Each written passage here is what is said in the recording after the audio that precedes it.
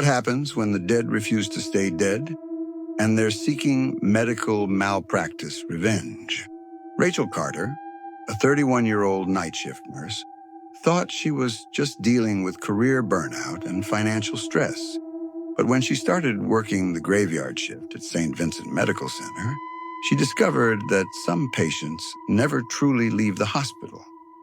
This is her true story of supernatural revenge, ancient healing wisdom, and the mysterious guardian who taught her that sometimes the oldest medicine is the most powerful. By the end of this story, you'll understand why Rachel questions everything she learned in nursing school, and why she'll never look at her stethoscope the same way again. Rachel Carter stared at the rejection letter for the third time that evening, the words insufficient credit history burning into her vision. The apartment management company had turned down her application for the safer part of town, leaving her stuck in Brighton Arms, a crumbling 1940s building where the elevator made dying animal sounds. At 31, Rachel had imagined her life would look different. 8 years as a registered nurse should have meant stability, maybe even a small house. Instead, she was counting dollars at self-checkout, calculating whether she could afford both groceries and the electric bill this month. Night shifts were necessity, not choice. The pay differential was an extra $2 an hour that made the difference between eating and not eating. But 3 months into working 11 p.m. to 7 a.m. at St. Vincent Medical Center, Rachel felt like she was slowly disappearing. Her circadian rhythm was destroyed, her social life non-existent, and the dark circles under her eyes made her look like she belonged in a patient bed. Her phone buzzed with a text from her mother. "How's the new job, honey?" Rachel typed and deleted 3 responses before settling on. "Everything's great, Mom. Just tired." The lie felt heavy. Nothing was great. The move to Brighton Arms had depleted her savings. First month's rent, last month's rent, security deposit, plus movers because her ex-roommate had given her 12 hours notice. The financial stress was crushing, but the isolation was worse. Night shift nursing meant living in a different world. While friends had dinner and watched Netflix, Rachel was starting her workday. When she got off at 7 a.m., exhausted and emotionally drained, the world was just waking up. There was no one to decompress with, no one who understood the weight of holding someone's life in your hands while fighting to stay awake. The pediatrics ward had been her home for 6 years, but budget cuts forced her transfer to the ICU. Working with critically ill adults was different from caring for sick children. The hope felt thinner, the victories smaller, the losses more final. Rachel looked at her reflection in the bathroom mirror. The fluorescent light highlighted every line of stress, every indication that she was running on fumes. Her grandmother's voice echoed in her memory. "When you help people heal, you're doing God's work, but you can't pour from an empty cup." Her cup wasn't just empty, it was shattered. The worst part was the growing certainty that she might need to leave nursing entirely. The stress was eating her alive, the pay wasn't enough to build any kind of life, and every shift felt like losing another piece of herself. But nursing was all she knew. It was her identity, her purpose, the thing that had gotten her through nursing school when everyone said a girl from her neighborhood couldn't make it. As Rachel prepared for another night shift, she grabbed her stethoscope, the same one she'd bought with her first paycheck 8 years ago, and wondered how much longer she could keep going. St. Vincent Medical Center at 11 p.m. was a different world. The corridors were dimmer, lit only by every third fluorescent panel. The cafeteria was closed, administrative offices locked, and the only sounds were distant machine hums and soft wheel squeaks as night staff made their rounds. Rachel clocked in and received report from Linda, who looked as exhausted as Rachel felt. Room 314 is new, Linda said, rifling through notes. Mr. Patterson, 67, post-op complications from gallbladder surgery. Stable, but watches vitals. They've been fluctuating. Room 318 is Mrs. Rodriguez, diabetic coma. And 322 is Mr. Kim, motorcycle accident. Rachel nodded, making notes. 12 patients total, ranging from post-surgical to trauma to chronic illness. A typical ICU night where every room held someone, teetering between recovery and decline. Oh, and Rachel? Room 314 gets cold. Really cold. Maintenance has been up there 3 times this week, but they can't find anything wrong with the HVAC. Just bring a sweater. Rachel made her initial rounds, checking each patient, reviewing charts, familiarizing herself with the evening's medical landscape. Room 314 was her last stop. The moment she stepped through the doorway, the temperature drop hit her like a physical wall. It wasn't just cool, it was winter morning cold, the kind that made her breath visible. Mr. Patterson was sleeping under several blankets, his monitor showing normal but elevated vitals. Rachel checked the thermostat. It read 72 degrees, but the air felt at least 20 degrees colder. Weird, she muttered, making a note to call maintenance again. As she adjusted Mr. Patterson's fourth line, his eyes fluttered open. Nurse? He whispered, voice hoarse from surgery. I'm here, Mr. Patterson. How are you feeling? Cold? So cold? And is someone else here? Rachel looked around. They were alone except for machines and standard hospital furniture. No, sir. Just you and me. Are you in pain?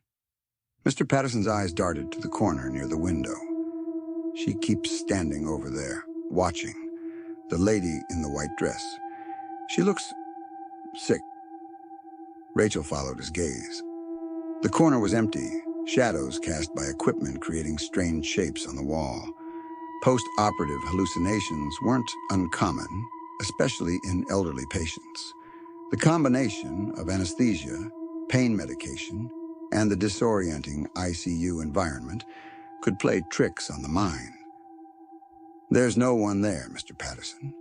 It might be the medication making you see things. That's completely normal after surgery. But even as she said it, Rachel felt something. A presence, like someone standing just behind her shoulder. She turned quickly, but the doorway was empty. She's angry, Mr. Patterson continued, eyes still fixed on the corner. She keeps pointing at her stomach and shaking her head, like something's wrong. A chill ran down Rachel's spine. She checked Mr. Patterson's chart again. Gallbladder surgery. Uncomplicated. Good prognosis. But something about his description nagged at her. Mr. Patterson, I'm going to give you something to help you sleep, okay? She administered a mild sedative, and within minutes, his breathing deepened. But as Rachel prepared to leave, she paused at the doorway and looked back at the corner where he'd been staring. For just a moment, she could have sworn she saw a figure there, a woman in white, translucent as mist, with hollow eyes and hands pressed to her abdomen. But when Rachel blinked, the corner was empty again. The rest of the night passed without incident, but Rachel found herself returning to room 314 more frequently than necessary. Each time, the temperature was noticeably colder, and each time, she felt that same unsettling sensation of being watched. At 3 a.m. during her break, Rachel found herself in the medical records room, searching old files. She wasn't sure what she was looking for, but Mr. Patterson's words echoed. She keeps pointing at her stomach and shaking her head. The database went back decades. Rachel searched for patients who had died in room 314, specifically those with abdominal issues. The results were sobering. Dozens of people had passed away in that room over the years, but one name caught her attention. Elena Santos, age 28, admitted September 15, 1987. Cause of death: Peritonitis, secondary to ruptured appendix. Length of stay, 4 days in the room 314 before expiring. Rachel clicked on the file. Elena Santos had been a young teacher who came to the ER complaining of severe abdominal pain. The initial diagnosis had been gastroenteritis. She was sent home with anti-nausea medication. When her condition worsened, she returned and was admitted to the ICU.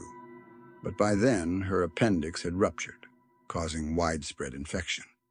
The file contained notes about a malpractice lawsuit filed by Elena's family, alleging that the initial misdiagnosis had directly led to her death. Rachel stared at the screen. A young woman pointing at her stomach, angry about medical treatment. The description matched what Mr. Patterson had seen perfectly. But Rachel was a trained medical professional. She believed in science, in evidence-based medicine, in rational explanations. Hallucinations caused by anesthesia and pain medication were common and well documented. Still, as she returned to her rounds, she couldn't shake the feeling that something was very wrong in room 314. The next night brought no relief. Room 314 held a different patient. Mrs. Carmen Vasquez, 45, admitted with severe pneumonia that wasn't responding to antibiotics. She was conscious, but struggling to breathe, even with supplemental oxygen. Rachel entered room 314 at midnight and immediately noticed the same bone-deep cold and Mrs. Vasquez's eyes tracking movement along the ceiling. Mrs. Vasquez, how are you feeling? The older woman's eyes snapped to Rachel's face, relief flooding her features. Nurse, thank God. There's someone here. A woman in white. She's been floating near the ceiling, staring down at me. I think she's dead. Rachel felt her stomach drop, but maintained professional composure. Sometimes, when we're very sick, our brain doesn't get quite enough oxygen, and it can cause hallucinations. No, you don't understand. Mrs. Vasquez struggled to sit up. She's trying to tell me something about my medicine. She keeps pointing at the 4 and shaking her head. Rachel looked at the IV bag. Standard saline solution with prescribed antibiotics. Everything appeared normal, properly labeled, correct dosage. She checked the administration rate. Perfect. Your medication is exactly what the doctor ordered, Mrs. Vasquez. But as Rachel spoke, she noticed something odd. The IV bag seemed to have a slight discoloration, not the clear solution she expected, but a faint yellowish tinge. Rachel stopped the IV immediately and called the pharmacy. 20 minutes later, the lab confirmed her suspicion. The antibiotic solution had somehow become contaminated with bacteria, turning healing medicine into something that could have killed Mrs. Vasquez within hours. How did you notice it? Asked Dr. Williams, the attending physician, as they replaced the IV. The contamination was so minimal that most people would have missed it. Rachel hesitated. She couldn't say that a patient's hallucination about a dead woman had made her look more closely. Just instinct, I guess. But later that night, as Mrs. Vasquez slept peacefully with clean medication, Rachel found herself staring at the corner where both patients had reported seeing the woman in white. Thank you, she whispered to the empty air, feeling foolish but compelled to speak. If you're really there, thank you for protecting her. The temperature seemed to warm slightly, and Rachel could have sworn she felt a gentle touch on her shoulder. When Rachel got home that morning, she was too wired to sleep. She researched Elena Santos more thoroughly. The 1987 malpractice case had been settled out of court, but newspaper archives revealed more details. Elena had been a beloved elementary school teacher, known for her kindness and dedication. She had been married for only 8 months when she died. She knew something was wrong, her husband Robert had told reporters. She kept saying the doctors weren't listening to her. Even at the end, she was trying to help other people. worrying about her students. The picture that emerged was of a woman who had dedicated her life to caring for others, whose death had been preventable, and who had spent her final days feeling unheard by the medical system that should have protected her. As Rachel finally drifted off to sleep, she made a decision.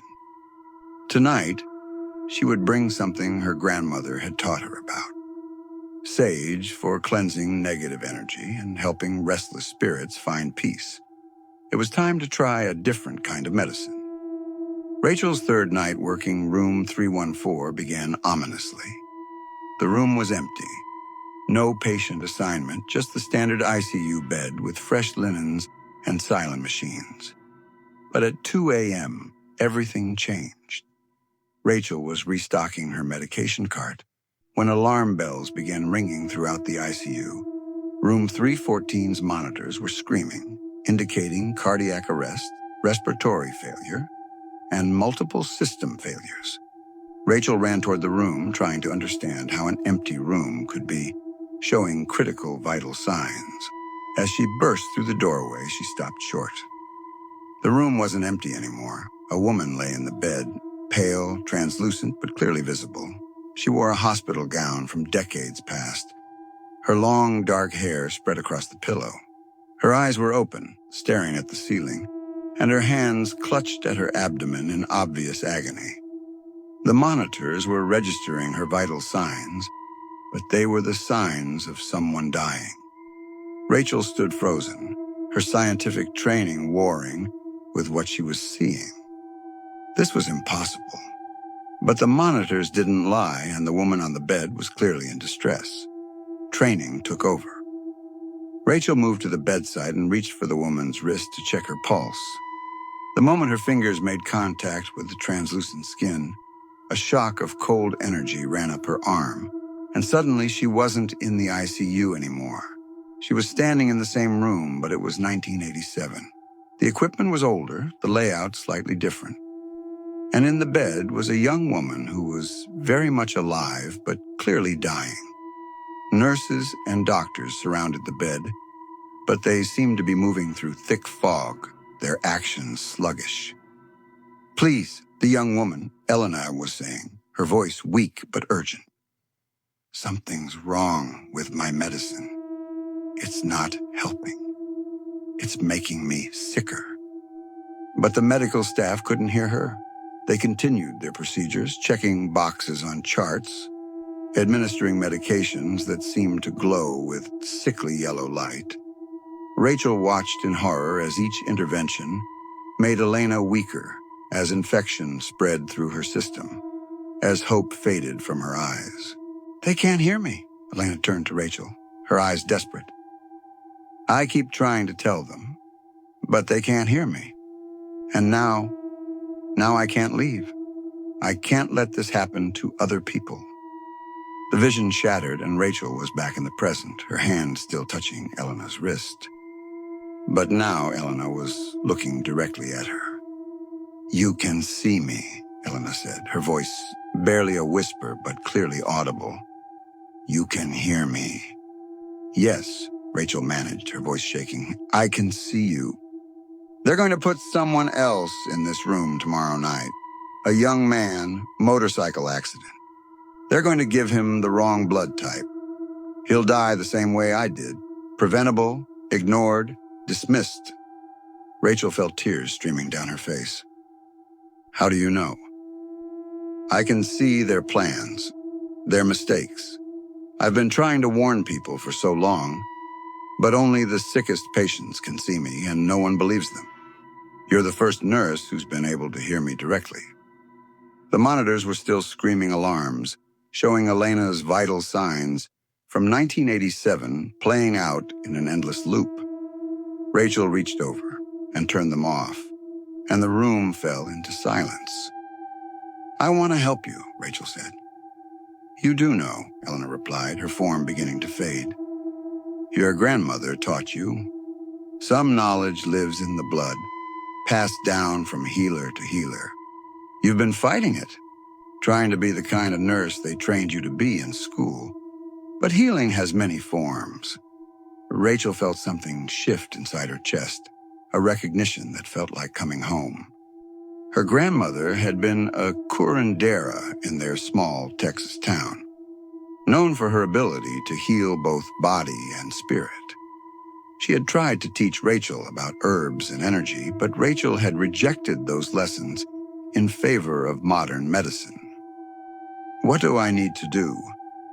Elena smiled for the first time, and her face transformed into something beautiful and peaceful. "Help me move on. And tomorrow night, save that boy. Trust what you know in your heart, not just what you learned in your head." As Elena's form faded completely, Rachel was left alone in room 314, but she no longer felt afraid. She felt purposeful in a way she hadn't experienced in years. The next evening, Rachel arrived with a small leather pouch hidden in her scrub pocket. Inside were dried sage leaves, a piece of rose quartz her grandmother had given her, and blessed water from her childhood church. She felt slightly ridiculous carrying what she thought of as folk medicine into a modern ICU, but Elena's warning echoed in her mind. Room 314 had a new occupant, James Patterson, 23, multiple injuries from a motorcycle accident. He was unconscious, but stable, with good neurological responses and positive prognosis. His chart showed he would receive a blood transfusion at midnight. As Rachel reviewed his medical information, she noticed something that made her blood run cold. James Patterson was type O negative, universal donor blood. But the blood bank requisition was for type A positive, a mistake that would cause severe, potentially fatal transfusion reaction. Rachel immediately called the blood bank. The technician sounded tired and annoyed. "The order is right here in the computer," he said. "James Patterson, room 314, type A positive blood. But his blood type on the chart is O negative. Someone made an error.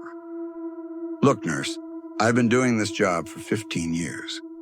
The order came down from the attending 2 hours ago. If you think there's a mistake, take it up with the doctor."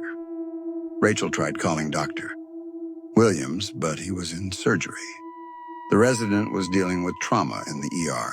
The blood was scheduled to arrive at 11:45 p.m. At 11:30, as Rachel was trying to figure out who else she could call, she noticed someone at the nurse's station who wasn't part of the regular night shift staff. He was an older man, probably in his 70s, wearing a hospital maintenance uniform and a worn baseball cap pulled low over his eyes. His face was largely hidden in shadow, but his presence radiated calm authority. "Excuse me." Rachel approached him, desperate for help. "Do you know who I should call about a blood bank error? I have a patient who's about to receive the wrong blood type, but I can't reach the attending physician." The man looked up, and although Rachel couldn't make out his features clearly, his voice was warm and reassuring. "Blood type errors are serious business. What's the situation?" Rachel explained the discrepancy. As she talked, she noticed that the man seemed to know exactly what she was describing. "You're right to be concerned," he said. "But calling more doctors isn't going to solve this in time. Sometimes you have to trust what you know and take action to protect your patient. But I can't just refuse to give the transfusion without proper authorization. I could lose my license." The man smiled, and Rachel caught a glimpse of kind eyes beneath his cap. "Your grandmother knew something about healing that they don't teach in nursing school, didn't she?" Rachel felt a chill of recognition. She had never mentioned her grandmother to anyone at the hospital. "How do you—" "Some knowledge runs in families. Your grandmother was a healer, but not the kind that medical school trains. She understood that healing involves more than just following protocols. She knew that sometimes you have to listen to voices that others can't hear." I don't understand. Last night, you were visited by someone who's been trying to prevent medical errors in this hospital for over 30 years. She's been waiting for a nurse who could both see her and act on what she revealed. That's you, Rachel. Rachel felt her knees go weak. You know about Elena? I know about spirits who can't rest because they died from preventable mistakes. And I know about nurses like you who have the gift to communicate with them and the power to prevent others from suffering the same fate. The man reached into his uniform and pulled out a small bundle wrapped in white cloth. Your grandmother's sage was a good start, but you're going to need something stronger. He unwrapped the bundle to reveal herbs and crystals, along with a small silver pendant shaped like a caduceus, the medical symbol of two snakes wrapped around a staff. This isn't just about one blood transfusion, he continued. This is about clearing the negative energy that's been building up in room 314 for decades, helping Elena find peace and protecting future patients. Are you some kind of priest or a folk healer? The man chuckled softly. I'm someone who's been around hospitals long enough to know that healing happens in many forms. Modern medicine is wonderful, but it's not complete. Sometimes the old ways and the new ways need to work together. He handed Rachel the bundle, and as she took it, she felt warm energy flow through her hands. You'll know what to do. Trust your instincts. Trust what your grandmother taught you. And trust that you have the power to heal in ways that go beyond what they taught you in nursing school. The elevator chimed, and the blood bank technician emerged with a bag of type A positive blood. The moment of decision had arrived. Wait here, Rachel told the mysterious man. But when she turned back from signing for the blood delivery, he was gone. Only the bundle of herbs and the silver pendant remained. Rachel stood in the hallway, outside room 314, holding the bag of type A positive blood that would kill James Patterson and the bundle of herbs that might save him. Her hands were shaking, but her mind was clear. She made her decision. First, she called hospital security and reported a suspicious discrepancy in the blood bank order, requesting that all transfusions be delayed until the patient's blood type could be re-verified in the morning. Her tone of authority and the potential liability convinced the supervisor to put a temporary hold on all blood products for room 314. Then she entered the room where James Patterson lay unconscious. The temperature was normal, not the bone-chilling cold that had plagued it for 3 nights. But Rachel could sense Elena's presence, waiting, watching. I hear you, Rachel whispered. I understand what you've been trying to do, but it's time for you to rest. She unwrapped the bundle the mysterious man had given her. Inside were sage leaves, but also rosemary for remembrance and healing, lavender for peace, and white sage for purification. The silver caduceus pendant seemed to pulse with warm energy. Rachel had never performed a healing ritual in a hospital room, but the knowledge seemed to flow through her as if it had been waiting in her blood for years. She lit a small amount of sage in a metal medicine cup, letting the smoke drift through the room. As she did, she began to speak. Not medical terminology, but words her grandmother had taught her about healing, protection, and helping souls find peace. Elena Santos, she said aloud. You died here on September 19th, 1987, and your spirit has remained to protect others from the same fate you suffered. Your vigilance has saved lives. Your warnings have prevented tragedies. But your work here is done. You can let go now. The room seemed to shimmer, and Rachel felt Elena's presence grow stronger. She appeared beside James's bed, no longer the agonized, translucent figure Rachel had seen before, but a peaceful woman in her late 20s with grateful eyes. "Thank you," Elena said, her voice clear and strong, "for listening, for believing, for acting when others couldn't or wouldn't." Rachel placed the silver pendant on the windowsill and continued the sage ritual, moving around the room in the pattern her grandmother had taught her. As she did, she felt years of accumulated pain being lifted from the space. Not just Elena's suffering, but the anguish of all the patients who had died in this room, all the families who had lost loved ones to preventable errors. "I understand now," Rachel said, tears streaming but her voice steady. "Healing isn't just about medicine and procedures. It's about listening, really listening, to what patients are trying to tell us. It's about trusting our instincts when something doesn't feel right. It's about honoring the knowledge that comes from generations of healers." Elena smiled and began to fade, but this time it wasn't the dissolution of a restless spirit. It was the peaceful transition of someone whose mission had been completed. "Your grandmother would be proud," were her final words before she disappeared entirely, leaving behind only profound peace and the faint scent of roses. The next morning brought vindication. The lab confirmed that James Patterson's blood type was indeed O negative, not the A positive indicated in the transfusion order. A full investigation revealed that a computer glitch had corrupted several blood type entries, potentially affecting multiple patients. The error would have been caught eventually, but not before James received a transfusion that would have triggered a severe, possibly fatal reaction. Dr. Williams called Rachel into his office later that day. "Nurse Carter, I want to thank you for catching that blood type error. Your attention to detail potentially saved Mr. Patterson's life. How did you know to double-check the order?" Rachel had prepared for this question, knowing she couldn't explain about speaking with the ghost of a patient who had died from medical malpractice in 1987. "Something just felt wrong," she said.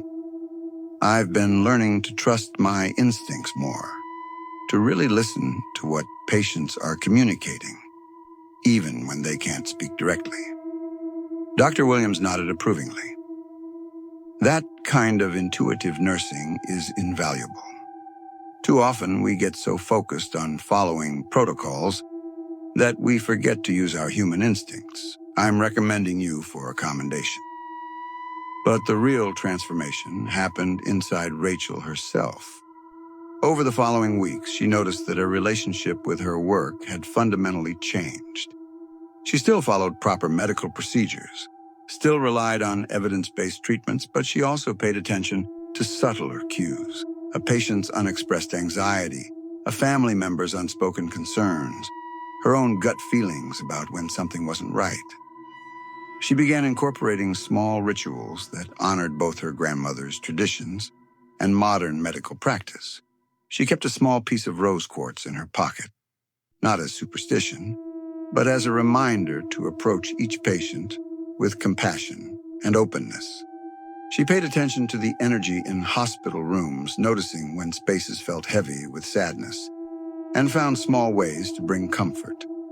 Most importantly, she began teaching other nurses about trusting their instincts and really listening to patients, even when what they were saying seemed to make no medical sense. She shared stories about how patient hallucinations had led to discovering medication errors, how family members' concerns had uncovered missed diagnoses. Room 314 became just another patient room.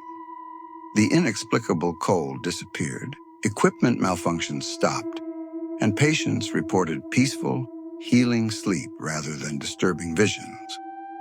Rachel often worked in that room now, and she felt Elena's presence not as a restless spirit, but as a benevolent guardian watching over the healing process.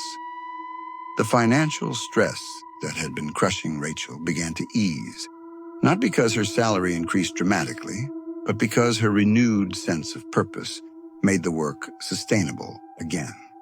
She began sleeping better, eating regularly, and reconnecting with friends. 6 months after the encounter with Elena, Rachel received a letter that changed everything.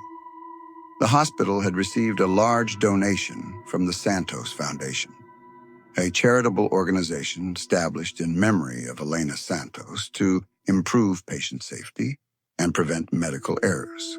The foundation was funding a new position, Patient Advocate Coordinator, someone who would work with nursing staff to improve communication between patients and medical teams.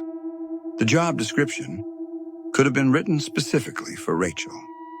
Rachel's first day as Patient Advocate Coordinator brought excitement and a nagging question that had bothered her for months. She had never been able to find any information about the mysterious maintenance worker who had appeared during her encounter with Elena. She went to Human Resources and asked to speak with the supervisor of maintenance staff. "I'm trying to find information about one of your night shift workers," Rachel explained to Mrs. Henderson. "Older gentleman, probably in his 70s, wears a baseball cap." Mrs. Henderson looked puzzled. "Can you describe him more specifically?" "We don't have any maintenance workers in their 70s.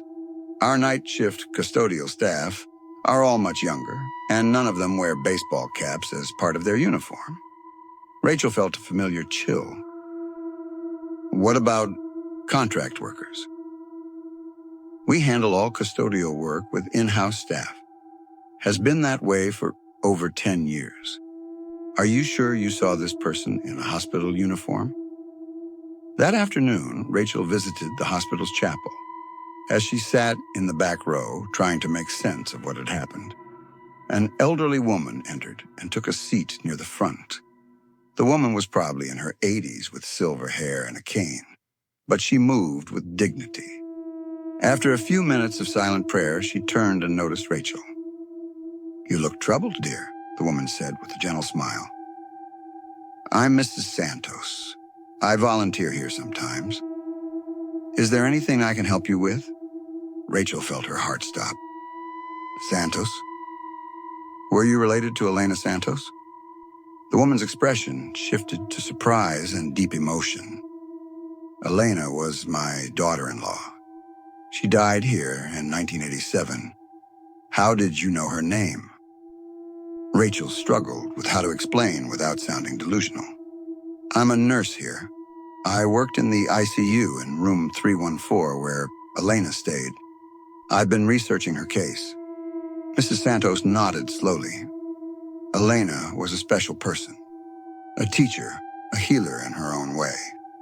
Her death was difficult for our family, but over the years, I've heard stories from hospital staff about strange things happening in that room. Good things, patients being protected from medical errors, nurses having insights that saved lives. I've always believed it was Elena, still trying to help people." "Mrs. Santos, can I ask you something? After Elena died, did your family ever encounter anyone who claimed to be helping her spirit find peace?"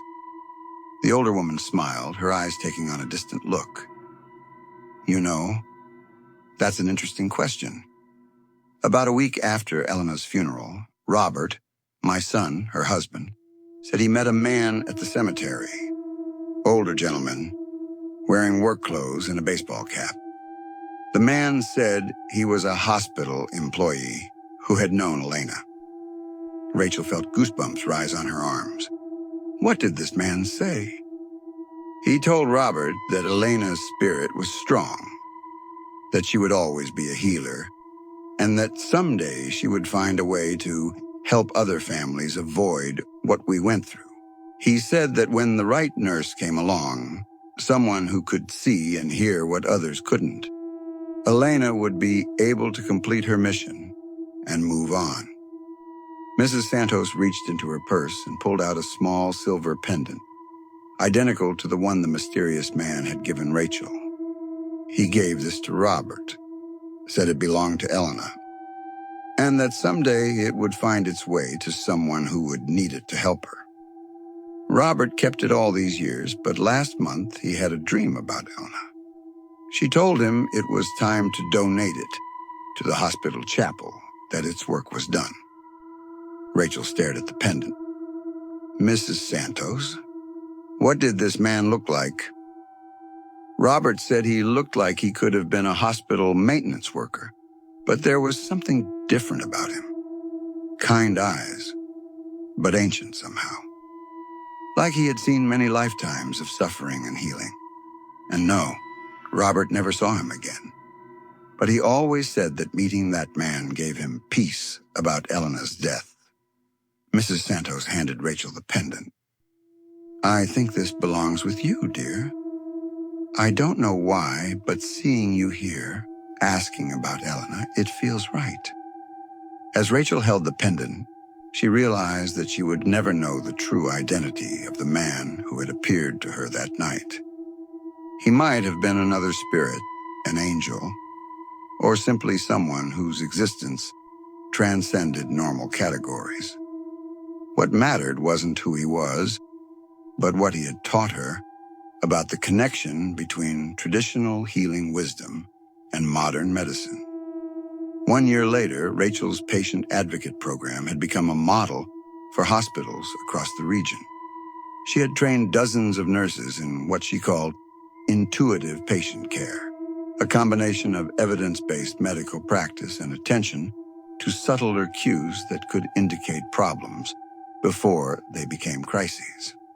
Room 314 housed a small plaque now, installed by the Santos Foundation, in memory of Elena Santos, teacher and healer whose spirit of care continues to protect patients in this place. Rachel often paused by that plaque during her rounds, feeling grateful for the journey that had brought her from burnout and financial desperation to a career that felt truly meaningful. She thought about Elena, at peace now in whatever realm spirits inhabit, after their earthly missions are complete. She thought about her grandmother, whose traditional healing knowledge had finally found its place alongside modern medical science. And she thought about the mysterious guardian who had appeared when she needed guidance most. Late at night, when the hospital was quiet, Rachel sometimes saw figures in the corridors that others might dismiss as tricks of shadow and light. But she knew better now. Hospitals were places where the boundary between life and death was thin, where healing energy accumulated over decades, where the spirits of those who had dedicated their lives to caring for others might linger to continue their work in new forms. She had learned to trust what she saw, to honor what she felt, and to integrate ancient wisdom with modern knowledge. Most importantly, she had learned that being a healer meant listening with more than just her ears, seeing with more than just her eyes, and understanding that sometimes the most important medical interventions couldn't be found in any textbook. As Rachel locked her office and prepared to head home, she touched the silver pendant she now wore every day. Tomorrow would bring new patients, new challenges, and new opportunities to prevent the kind of tragedy that had created Elena's restless spirit decades ago. But tonight, she would rest peacefully, knowing that she had found her true calling as a healer who could bridge the worlds of science and spirit, modern medicine and ancient wisdom, professional competence and intuitive compassion.